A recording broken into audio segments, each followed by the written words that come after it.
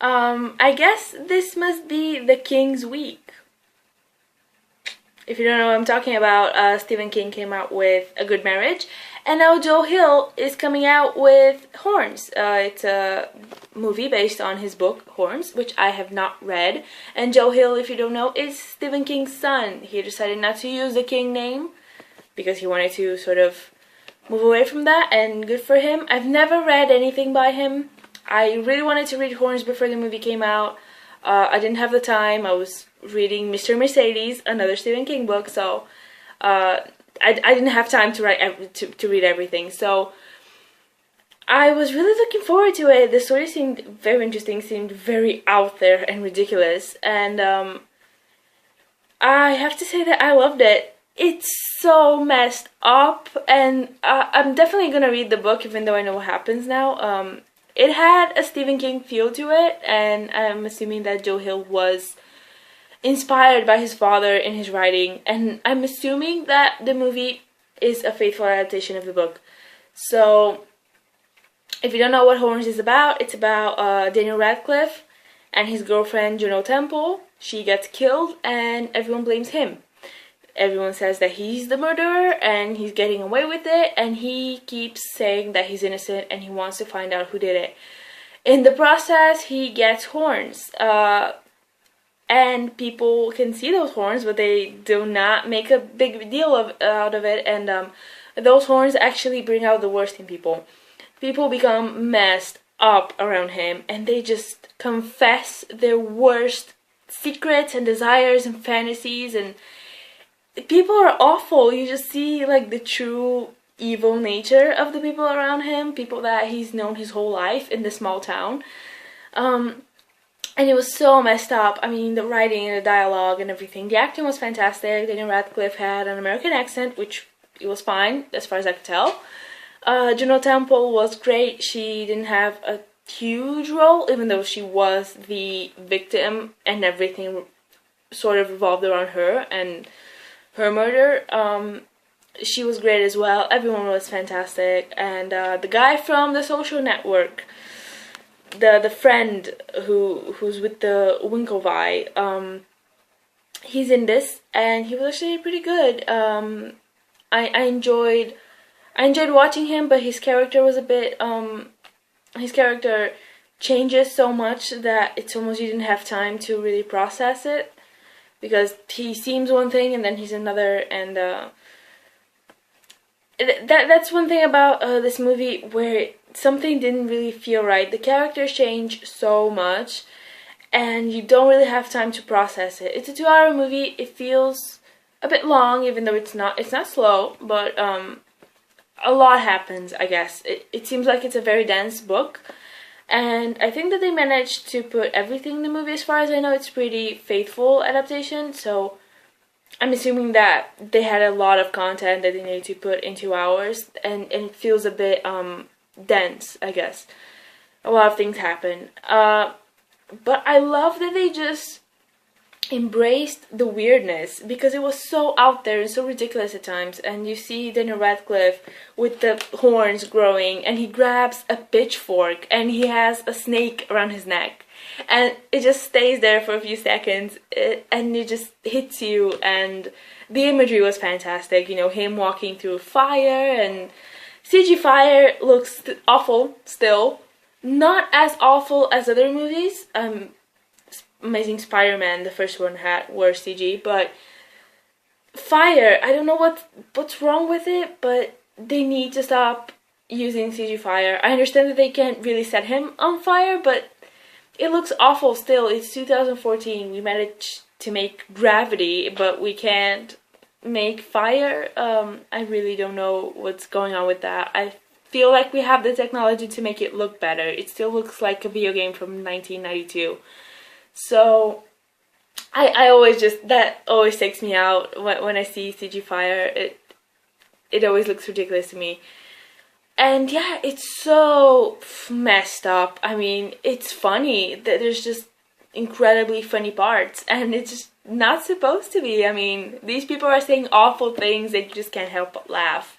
It's even in the trailer when every reporter is going after him trying to get an interview, and trying to get him to confess so they can get the breaking news, he tells the reporters that they can fight for him. If they manage to beat up each other, he's gonna give an exclusive interview to the reporter, and they just start beating each other brutally, and he's just standing there laughing, and it's so funny, but it's awful, but it's so funny, and I'm glad that they embraced it. I'm glad that they embraced the weirdness and how ridiculous it is and how out there it is, and that's so Stephen King. I feel like that's such a big inspiration.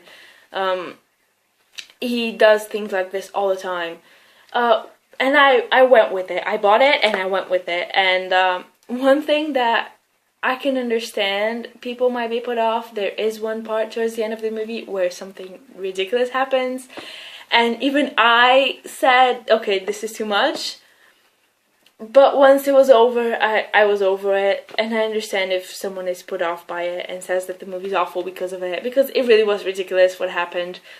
Not so much in a story point of view, but I guess visually it looked ridiculous. It looked awful and just so out there. But I did love the story, and I loved where it went. I wasn't expecting anything that happened. I didn't know anything beforehand, so I just knew the premise. So I didn't know any spoilers or anything like that. I didn't read the book, so hopefully I can. And yeah, that's all I have to say, I guess. I love the music. The music was pretty fitting. The snakes look good, even though sometimes the snakes moved a bit unnaturally. When they're climbing on Daniel Radcliffe, they were sort of like floating because they're CG. And there was one snake that's like coming out of his shoulder, and it looks like the snake is just not on anything. She's just like floating there. So they had like some weird moments with the snake, but other than that, one thing that I didn't like, flashbacks.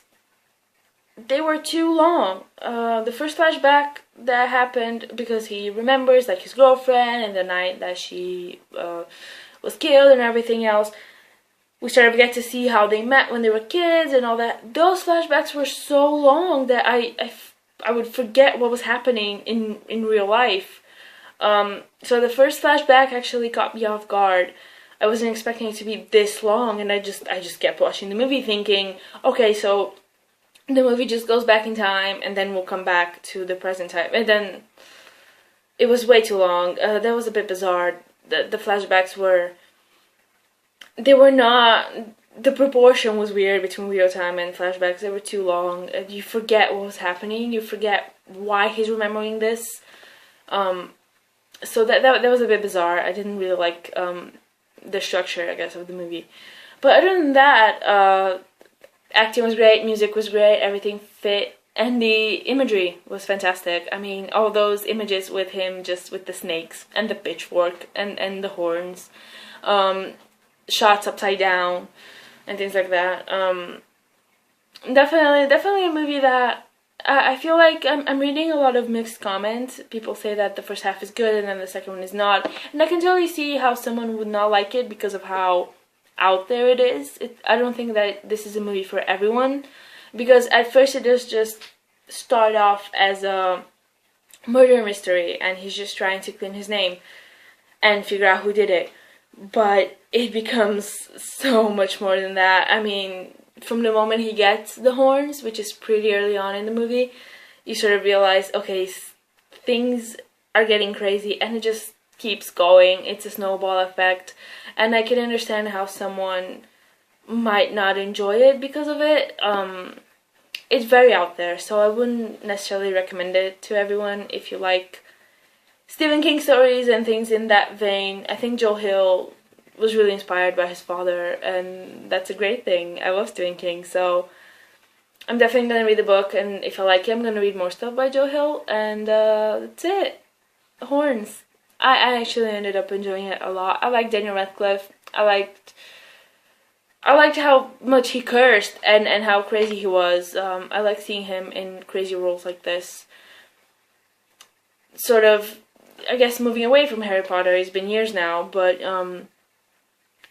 I think he really did a good job portraying someone that's going crazy, but at the same time enjoying it.